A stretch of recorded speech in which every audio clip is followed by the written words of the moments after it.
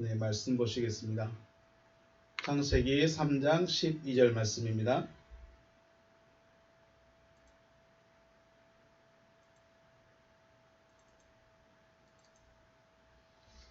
창세기 3장 12절 말씀.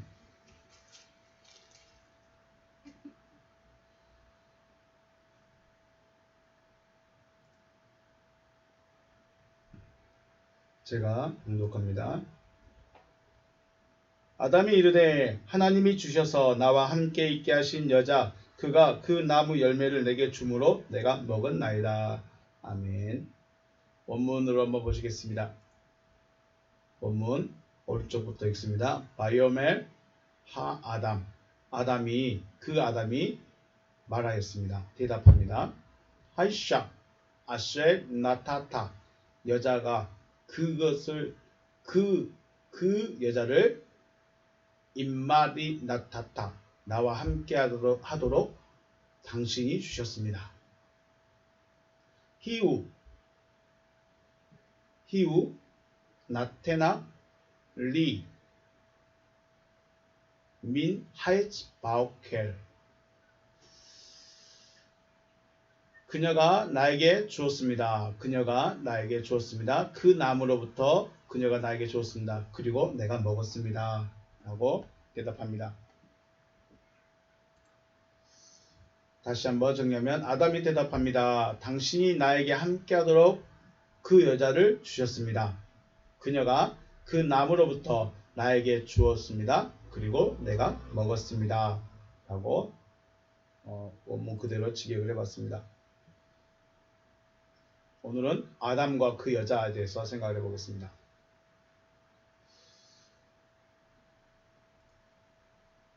아담이 에덴 동산에서 한 말은 두 번뿐입니다.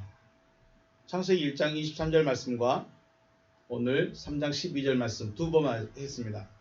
3장 1장 23절에서 아담이 이르되 이는 내 뼈 중에 뼈요 살 중에 살이라 이것을 남자에게서 취하였으니 여자라 부르리라 하고 아담이 처음으로 말을 했고, 오늘 본문에서 하나님이 주셔서 나와 함께 있게 하신 여자 그가 그 나무 열매를 내게 주므로 내가 먹었나이다 라고 두 번 말하고 쫓겨납니다.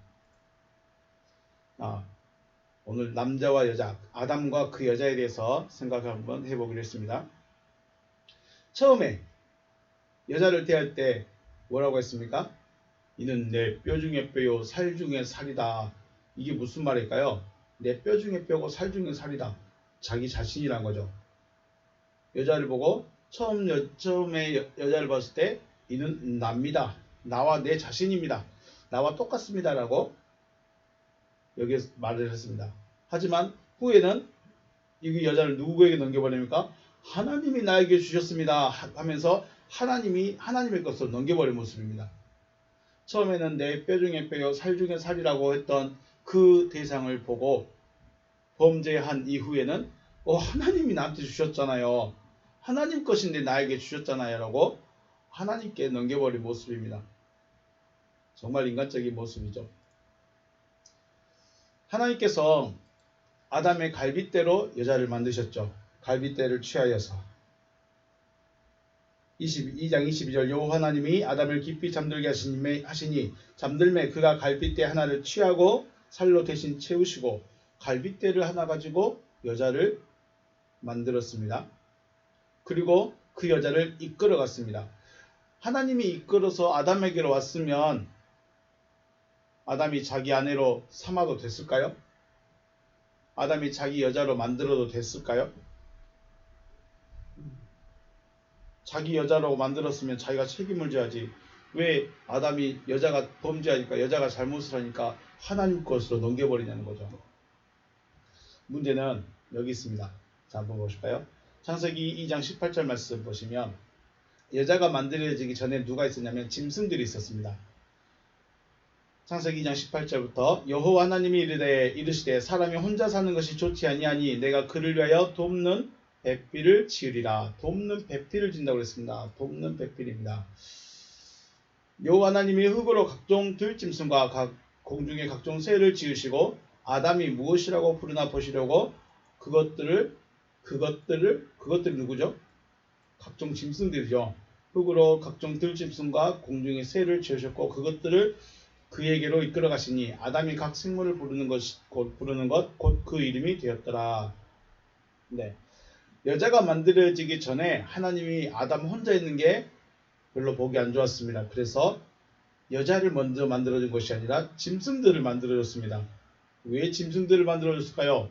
같이 놀라고요? 같이 놀라고 짐승들을 먼저 만들었을까요? 돕는 백비를 지으시겠다고 하시고서 짐승들을 지으시고 아담에게 이끌었습니다.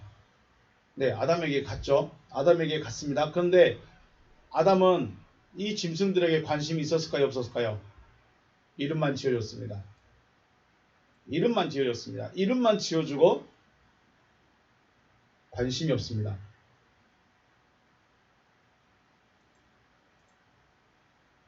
그러면요, 여자는 뭐라고 했어요? 아담을 깊이 잠들게 하시고 갈빗대를 취하여 여자를 만드시고 아담에게로 이끄는데 똑같이 이끌었습니다. 똑같이 짐승도 아담에게로 이끌고 여자도 아담에게로 이끌었습니다. 그런데 하나님 보시니까 짐승 데려다 줬잖아. 그런데 아담이 관심을 안 보입니다. 그래서 다시 여자를 만드신 거죠. 그리고 여자가 왔을 때 여자를 보고 내 뼈 중에 뼈요 살 중에 살이다 라고 합니다.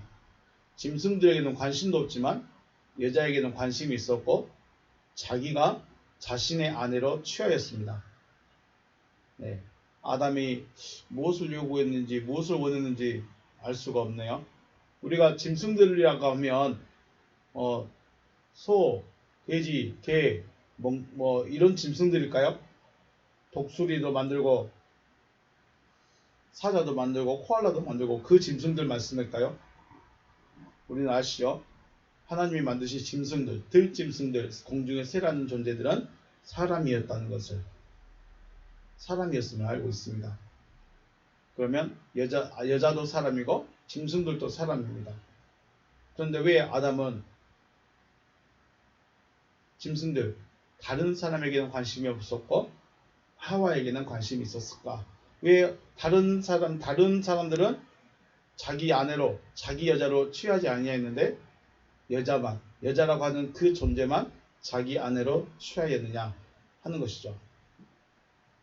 자, 여기까지 정리하면 하나님은 홀로 있는 아담에게 돕는 백비를 만드셨습니다.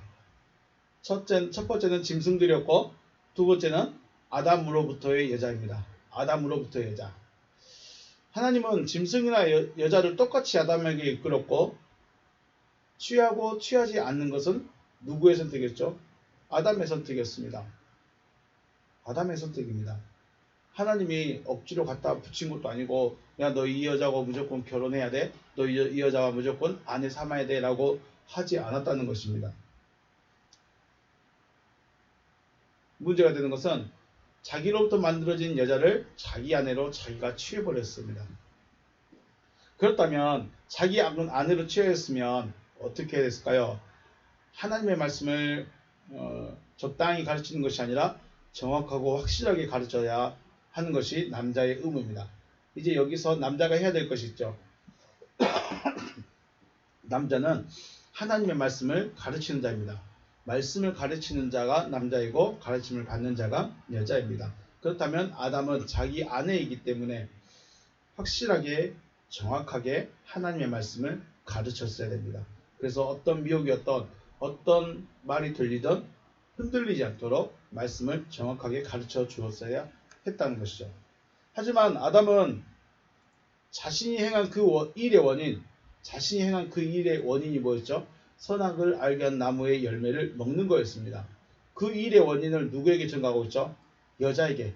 여자가 하나님이 주셔서 나와 함께 있게 한 여자, 그가 나에게 주었습니다라고 책임을 전가해버립니다. 원인을 전가해버린 거죠. 이렇게 말하면서 더 나아가서 뭐라고 합니까? 하나님께서 나에게 주셨기 때문입니다 라고 말합니다. 그 여자가 주셨는데 그 여자가 나에게 열매를 주었는데 그 나무의 열매를 내게 주어서 내가 먹었는데 더 중요한 것은 하나님 당신이 나에게 주었지 않습니까? 아담의 말입니다. 아담은 하나님께서 나에게 주셨기 때문에 여자가 나에게 이렇게 했습니다라고 지금 하나님을 향하여 그 원인을 말하고 있는 것이죠. 굉장히 두 번밖에 말하지 않는 아담인데 굉장히 인간적인 모습을 그대로 확실하게 보여주고 있는 모습입니다. 3장 11절 말씀에 이르시되 누가 너의 버섯음을 내게 알렸느냐 내가 내게 먹지 말라 명한 그 나무 열매를 네가 먹었느냐라고 말씀하셨죠. 여호와 하나님의 질문에 아담의 대답은 여자가 주어서 먹었습니다 라고 마쳤다면, 하나님 당신이 나에게 준 여자 그가 나에게 여자가 주어서 먹었습니다 라고 마쳤다면 자신으로부터 만들어진 여자에게 말씀을 정확하게 가르치지 못한 자기의 책임으로 끝날 수 있었겠지만, 하나님이 나에게 주신 여자라고 해버렸기 때문에 하나님도 잘못입니다 라고까지 말을 해버린 것이죠. 원인을 따지고 원인을 찾아갈 때 그 근원을 찾아버리면 하나님께로 가버립니다.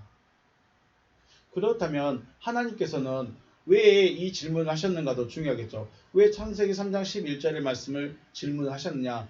이르시되 누가 너의 버섯음을 내게 알렸느냐 내가 내게 먹지 말라 명한 그 나무 열매를 네가 먹었느냐라고 질문했다는 것은 너 잘했네 못했네를 따지고 싶어 하실까요? 아니면 다른 이유가 있었을까? 우리 한번 생각해 볼까요?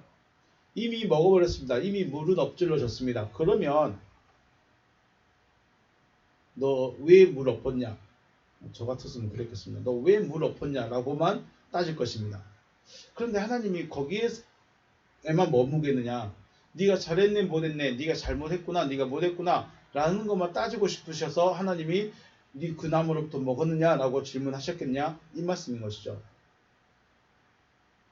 하나님의 질문은 아담의 벗었음을 알게 한 실체를 찾고자 하신 것입니다. 아담의 벗었음을 알게 한 그 실체, 그 눈을 열어주었던 그 실체를 찾고자 하신 말씀인 것이죠. 왜 실체를 찾아야 되느냐? 실체를 찾고 실체를 알아서 그 실체로부터 분리시키고자 하시는 것입니다.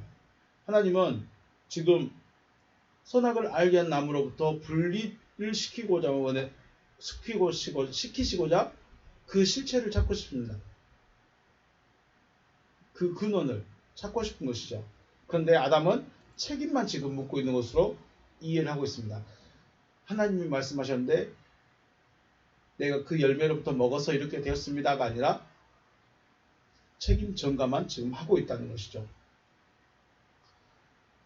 이게 지금 우리에게 무슨 상관이 있을까요? 이게 지금 우리에게 무엇을 말씀하고 싶으실까? 우리는 신앙생활 하면서 죄를 짓지 않기 위해서 몸부림을 칩니다. 그렇죠? 죄를 짓지 않기 위해서. 여기서 말하는 죄라는 것은 하나님이 말씀하신 죄가 아니라 설교자가 말하는 명령, 설교자가 지켜야 된다고 말하는 규례, 규칙, 이런 것들이겠죠. 물론 성경에 근거해서 말을 하고 있겠죠. 그래서 그것을 지키기 위해서, 그것을 따르기 위해서 몸부림을 칩니다. 그리고 안 되면 눈물로 회개합니다. 주여 내가 우리 목사님이 이렇게 말했는데 제가 못했습니다 하면서 눈물로 회개를 합니다. 회개 기도를 한다고 해서 죄라는 존재가 없어지는 것이 아니라는 것입니다. 죄라는 것은 결과가 아니라 존재입니다. 죄를 어떤 결과로만 생각해버리면 제가 이걸 잘못했습니다 하고 끝나버립니다. 그런데 죄라는 존재에 대해서 죄가 누구냐, 죄의 실체가 무엇이냐, 이것은 생각을 하지 않는다는 거죠. 자, 회개 기도를 했는데 죄는 그대로 있습니다. 결국은 내 행위에 대해서, 내가 한 잘못한 행위에 대해서 용서를 구하는 것이 회개 기도밖에 안 됩니다. 회개기도라는 것이 용서해 주세요. 제가 이거밖에 안 됩니다. 제 믿음이 이거밖에 안 됩니다. 라고 용서해 주세요라는 정도밖에 안 된다는 것이죠. 그래서 이번에는 이러한 죄를 지었으니 용서해 주시고, 그리고 다시 다른 죄를 짓고 또 똑같이 하나님 제가 연약해서 제가 부족해서 제 믿음이 약해서 또 죄를 지었습니다. 용서해 주세요. 또 회개기도 합니다. 여러분은 안 그럴지 모르겠는데 저는 그렇게 한 것 같습니다.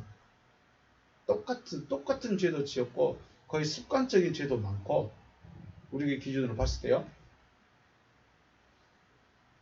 날마다 회개하고 날마다 눈물 흘리면서 나 죄 좀 안 짓게 해주세요 하고 있는데, 정작 그 행위에 대한 결과만 말하지 그 원인에 대해서는 그다지 신경을 안 쓴다는 거죠. 쉽게 말해서 우리 잡초를 죽이면, 풀을 베게 되면, 풀 뿌리만 남겨놓으면 어떻게 될까요? 금방 다시 돋아납니다. 잡초를 없애고 잡초를 없애려면 그 풀 뿌리를, 잡초의 뿌리를 뽑아버려야 됩니다. 그런데 우리는 죄라는 것에 대해서 뿌리는 놔두고 잎사귀만 잘라내면서 하나님 저 용서해 주세요 하고 있다는 것이죠. 결국 죄라는 것은 존재로부터 분리되어야 됩니다. 죄라는 존재로부터 분리되어져야만이 죄의 결과를 나타내지 않게 되는 것이죠. 그런데 우리는 죄라는 실체 혹은 죄라는 존재와 함께 있으면서 나타나는 결과만으로 내가 죄인입니다 라고 하고 있다는 거죠. 결국 우리 안에다가 죄의 뿌리는 가만히 두고, 죄의 뿌리는 더 번성해 가도록 가만히 두고, 뭐만 없어요?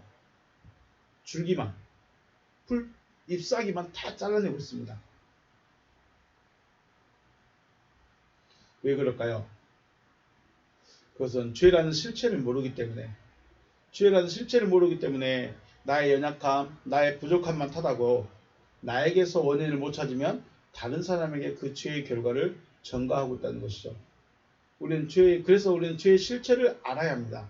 죄가 무엇인지를 알아야 죄의 뿌리를 뽑을 수 있고, 그 뿌리를 뽑아야 내가 깨끗해질 수 있다는 거죠. 뿌리가 없으면 언제라도 다시 올라옵니다. 언제든지 올라옵니다. 그것은 모든 사람이 다 똑같겠죠. 죄의 실체는 죽음입니다.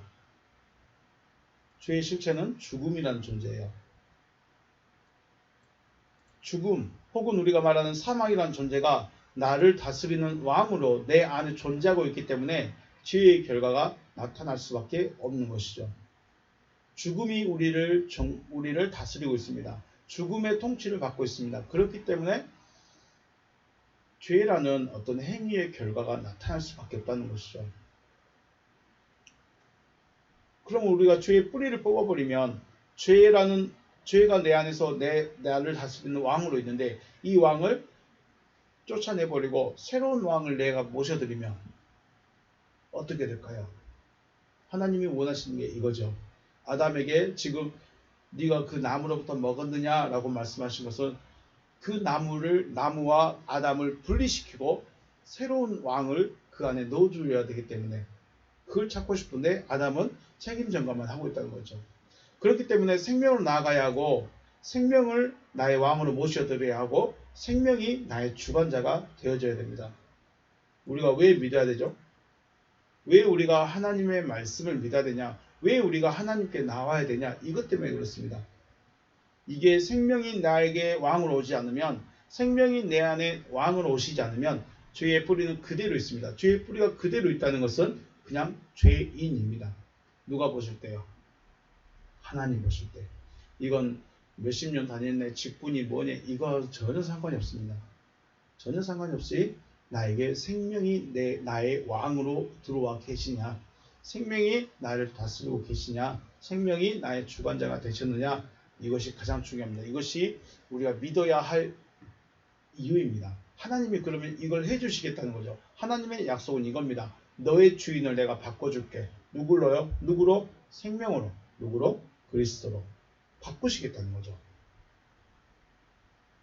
그래야 진짜 죄가 없어집니다.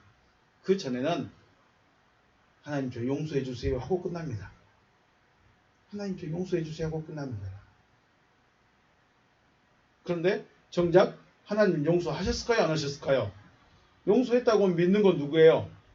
아, 내가 회개 기도했으니까 하나님이 나 용서해 주셨어. 진짜 용서해 주셨을까요? 하나님이 요구하시는 것은 죄의 뿌리를 뽑아버리는 거죠. 나의 다스리는 그 죄, 사망을 뽑아내버리는 것입니다.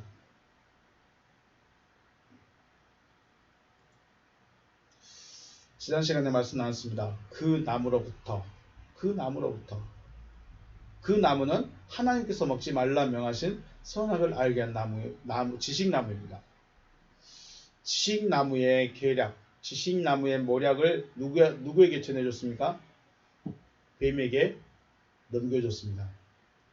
지식나무의 계략과 모략을 뱀에게 옮겨줬고, 뱀에게 알게 했고, 뱀이 실에게 옮깁니다. 미혹하는 자로 나타나는 것이 누구예요? 뱀이에요. 그 뱀의 배후에는 지식나무가 있습니다. 지식나무가 있고, 뱀은 미혹하는 자, 우리가 말하는 행동대장으로 나타난 게 뱀입니다.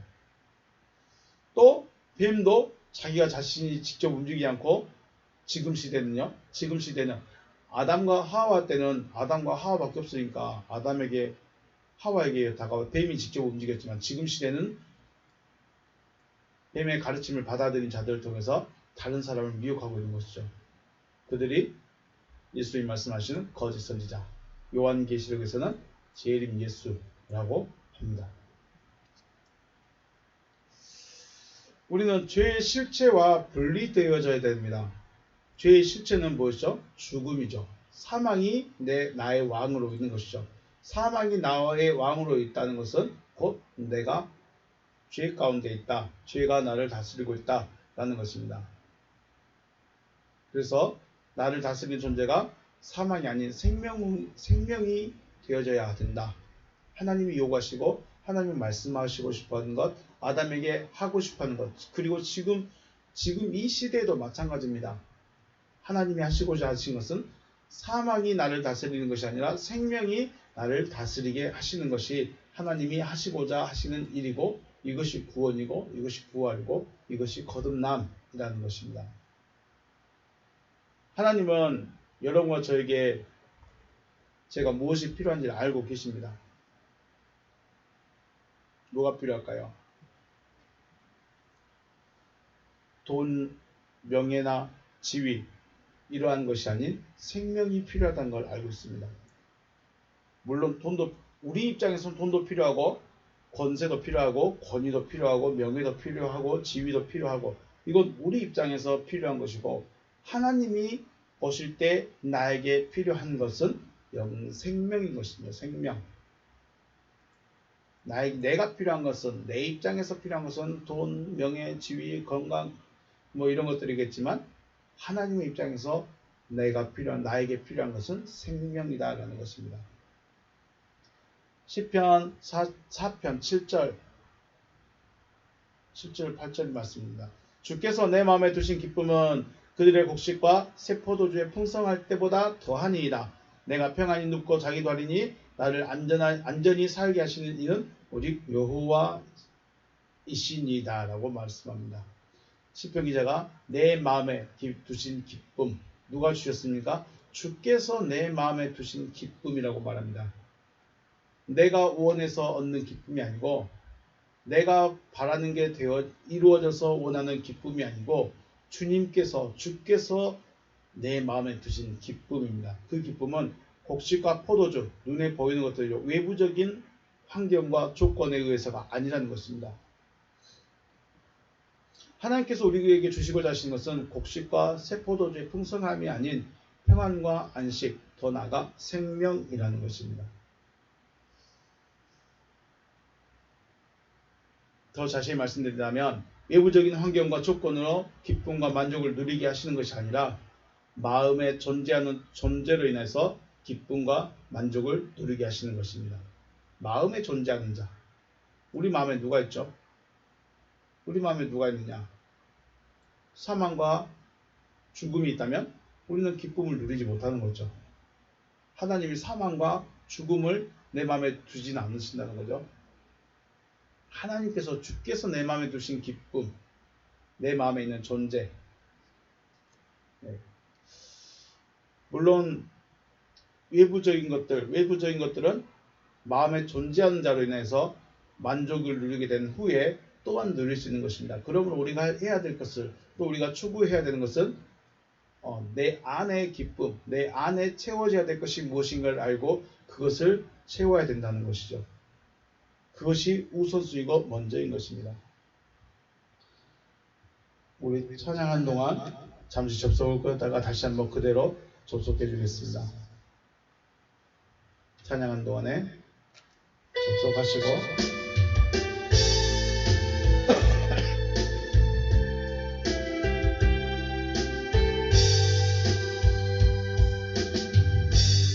오 예수님 내가 옵니다. 못 박히신 십자가 앞에 그 큰 사랑 눈물에 겨워 울며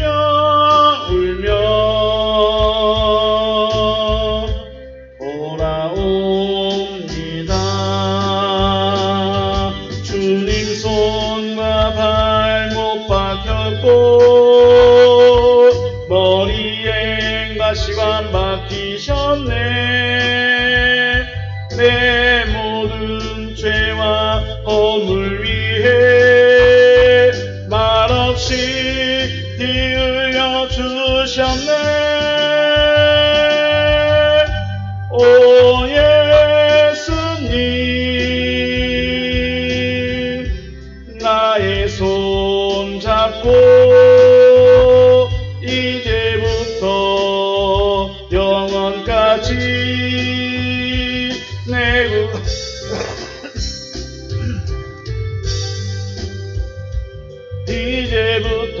이제부터 영원까지 내 구주가 되옵소서. 내 모든 죄와 허물 위해 말없이 피 흘려 주셨네. 오 예수님 나의 손 잡고 이제부터 영원까지 내 구주가 되옵소서. 이제부터 영원까지 내 구주가 되옵소서.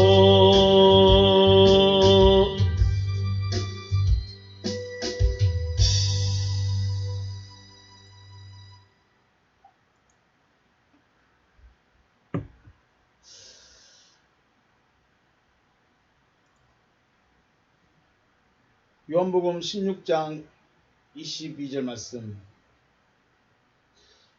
지금은 너희가 근심하나 내가 다시 너희를 보리니 너희 마음이 기쁠 것이요 너희 기쁨을 빼앗을 자가 없으리라.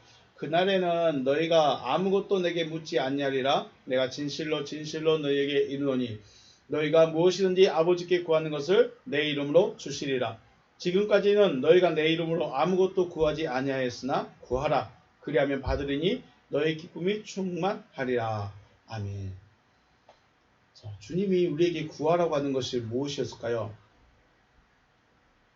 너희가 지금까지는 너희가 내 이름으로 아무것도 구하지 아니하였으나 구하라. 그리하면 받으리니 너의 기쁨이 충만할 것이다. 라고 주님이 말씀합니다. 구하라. 그러면 주겠다고 하셨습니다. 그래서 우리는 뭘 구했습니까? 집을 구하고 물질을 구하고 문제 해결을 구하고 등등등을 구했죠. 너무나 당연한 거였죠. 자, 그러면 주님이 말씀하시는 기쁨, 주님이 주시고자 하시는 그 기쁨, 기쁨이 충만해질 거라고 하셨는데, 너희 기쁨이 충만할 것이라고 하셨는데, 그 기쁨이 충만해지는 것이 진짜로 외부적인 환경, 조건, 기도 응답에 의해서 우리의 기쁨이 충만해지길 원하고 계실까요? 자, 주님은 지금 이제 죽으셔야 됩니다. 그러죠? 주님은 죽으셔야 되고 제자들을 떠나가셔야 합니다. 떠나가신데 주님이 기쁨을 얻을 거라고 하시죠. 다시 너희를 보게 될 것이다. 그때는 너희 마음이 기쁠 것이다 라고 하십니다. 다시 보게 되어서 부활하신 주님을 만났을 때는 반짝 기뻤습니다. 그런데 승천하시고 나서 어떻게 했습니까? 제자들의 기쁨이 있었습니까? 없었습니까? 제자들이 기뻐하고 있었을까요? 기쁨을 빼앗겨 버렸을까요? 승천하시고 나서 주님이 옆에 계신 것 같아서 기뻤습니다. 주님이 부활하셔가지고 부활체로 옆에 계시니까 그들은 기뻐할 수 있었습니다. 그런데 주님이 나 간다 하면서 승천하셔 버렸습니다. 여전히 기뻤을까요? 여전히 기뻐하고 할 수 있었을까요? 두려웠죠. 기쁨이 아닌 두려움이었습니다. 그래서 숨었고 문을 잠궜습니다. 그런데 성령이 오시니까 그들의 기쁨이 회복됐습니다. 그리고 그 기쁨을 그 누구도 빼앗아가지 못했습니다. 그건 뭔 말이에요? 왜 기쁨을 빼앗지 못할까요? 왜 기쁨을 빼앗지 못할까요? 뭐죠? 핍박하고 조롱하고 죽인다고 협박하고 등등등을 해서 주님 믿는데 왜 이렇게 고통스러워요? 주님 따라가는데 왜 이렇게 힘들어요? 할 수 있지 않겠습니까? 왜 기쁨을 빼앗을 자가 없을까요? 잘 생각해 보시기 바랍니다. 다시요. 지금 성령이 그들에게 임하시기 전까지는 두려움과 걱정이 가득 차 있었습니다. 기쁨이라고는 찾아볼 수가 없었겠죠. 그런데 다시 보면 너희가 기쁠 것이고 그 기쁨을 빼앗지 못할 것이다 라고 하셨습니다. 그게 언제 이루어졌습니까? 성령이 임하셔서 그 말씀이 이루어졌습니다. 왜 기쁨을 빼앗지 못하느냐? 그 기쁨과 나아가 어떻게 됐을까요? 하나가 돼버렸죠. 기쁨이 내 안에서 나와 연합해서 하나 돼버리니까 하지마. 다시는 예수 이름으로 말하지마. 다시는 기적과 표적 보여주지마. 해도 이제 두렵지 않습니다. 두렵지 않습니다. 왜요? 자기가 기쁨 자체가 돼버렸기 때문에 그러죠. 성령과 하나가 되었기 때문에 자기 자신이 기쁨 자체가 돼버린 거예요. 그래서 빼앗지 못하는 것입니다. 그러면 지금 우리가 기쁨이 충만해지는 것이 기도 응답받아서만 기쁨 충만할까요? 찬양을 손바닥 불나도록 해서 기쁨이 올까요? 기도 응답으로만 기쁨을 찾는 사람은 기도만 하고 있습니다. 다른 건 못합니다. 왜냐하면 만족이 와야 되기 때문에. 하지만 주께서 내 마음에 두신 기쁨, 주님께서 주신 기쁨으로 기쁨이 충만한 자는 기쁨의 근원이 자신 안에 있기 때문에 외부적인 환경과 조건과 상관없이 항상 기쁘다는 것입니다. 지금 여러분은 기쁘십니까? 왜 기쁘십니까? 기쁨의 이유가 어디 있습니까? 일이 잘 돼서, 사업이 잘 돼서, 돈이 넉넉해서, 그래서 기쁘십니까? 주께서 내 마음에 두신 기쁨은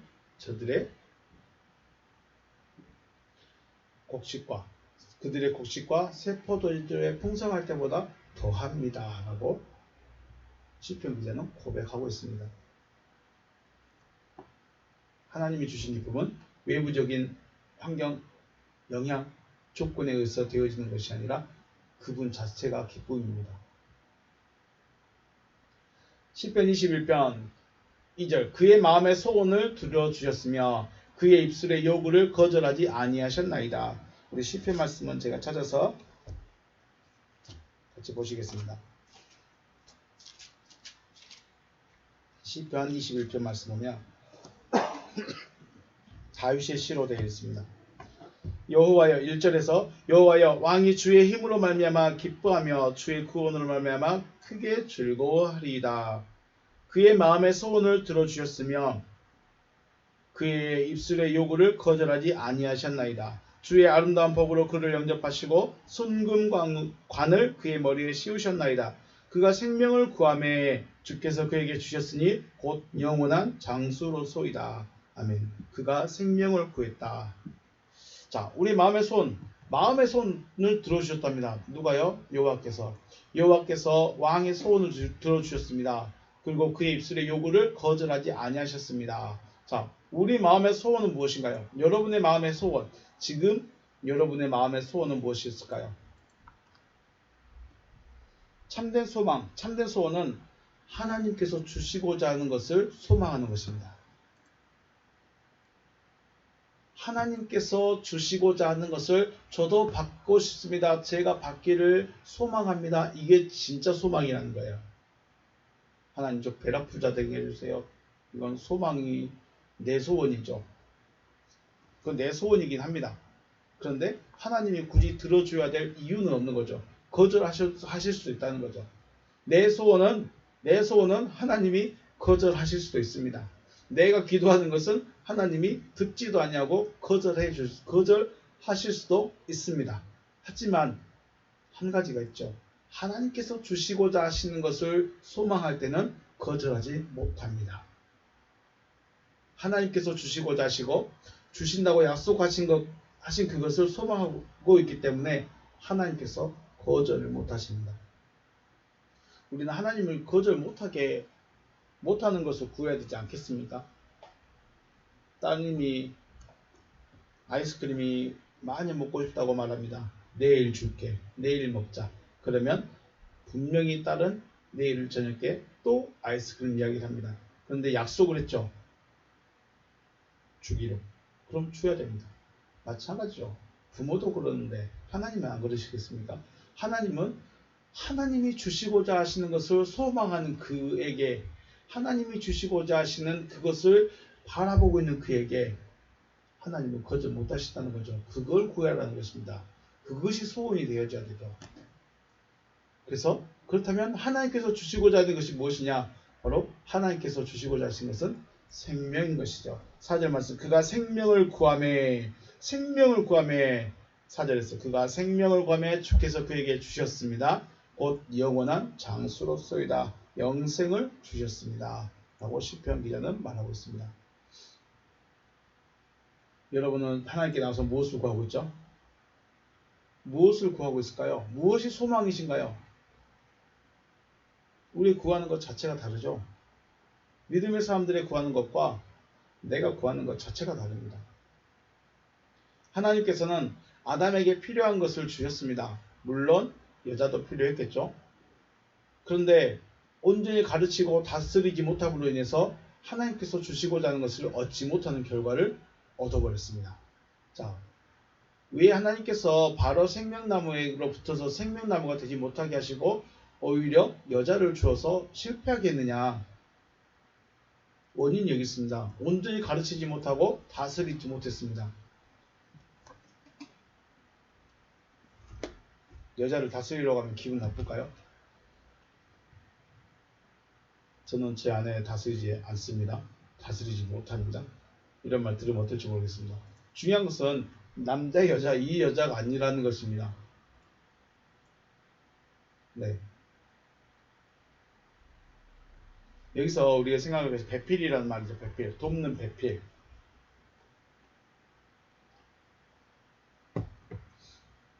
돕는 배필.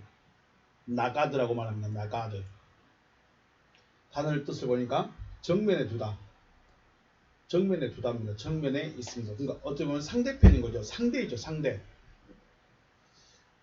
반대편에 담대하게 섰다. 이런 뜻인데 보면 보여주다. 뭔가를 보여줘야 되고 예언해주고 설명하고 뭐 이런 것이 배필입니다. 배필이라니까 그냥 옆에서 손잡고 가고 그냥 추우니까 옆에 붙어있고 이게 배필이 아니라 내 앞에 서서 내가 가는 길을 보여줘야 되고 도와주고 알려줘야 되는 겁니다. 그래서 여자가 중요합니다. 여자라는 존재는 그냥 단순하게 여자가 아니라 배필은 내가 가고 있는 길에 대해서 더 잘 알아야 돼요. 내가 바른 길을 가도록 옆에서 말을 해줘야 돼요. 내가 바른 생각을 할 수 있도록 옆에서 조언을 해줘야 돼요. 이게 돕는 배필이죠. 그냥 손잡고 데이트만 하고 다니고 추우니까 옆에 붙어 자고 이것만 배필이 아니라는 거죠. 그러면 여자로서 여자는 아담에게 있던 그 여자는 아담이 해야 할 일을 도와주는 역할을 감당했어야 됩니다. 그죠? 여자는 아담이 해야 할 일을 옆에서 도와주는 일을 하는 겁니다. 옆에서 아담이 무엇을 해야 되고 무엇을 이루어야 되는지를 알아야 아담이 가는 길을, 아담이 하고자 하는 그것을 도울 수 있지 않겠습니까? 그래서 이 사역을 감당하기 전에 목적이 있어야 돼요. 아담의 목적을 알아야 돼요. 하나님께서 아담을 향해서 왜 아담을 세우셨고 왜 아담을 만들어 놨는지를 여자도 분명하게 알아야 되고 여자도 그 길을 따라가야 돼요. 물론 그렇게 하려면 아담이 잘 가르쳤어야 되겠죠. 결국은 아담 혼자도 안 되고 여자만 있다고 되는 것도 아닙니다. 아담이 하나님의 말씀과 목적을 잘 말해줘야 되고 그걸 잘 알고서 아담이 혹시 다른 길로 가려다거나 다른 생각을 하고 있다면 옆에서 올바른 길을 갈 수 있도록 이끌어주고 도와줘야 되는 거죠. 그래서 여자는 1차적으로 여자가 해야 될 일은 아담의 목적을 알아야 됩니다. 아담이 존재하고 있어야 될 목적을 알아야 돼요. 그리고 그 목적을 이루어질 수 있도록 옆에서 설명하고 예언해주고 도와주고 해줘야 된다는 거죠. 이 역할이 바로 배필입니다. 그냥 옆에서 데이트하고 귀찮게 하는 옆에서 있으면서 쫑알쫑알 해주는 그런 존재가 아니라는 거죠. 아담 혼자 가니까 아담 혼자 하려고 하니까 보시기 안 좋으니까 네. 자 나부터 결국은 아담인 나부터 하나님의 말씀을 잘 알아야 되는 거죠.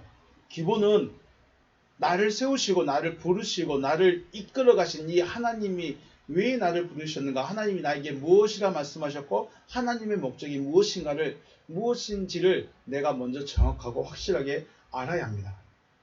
그리고 내가 그 길을 가고 있을 때 여자가 도와주는 거죠.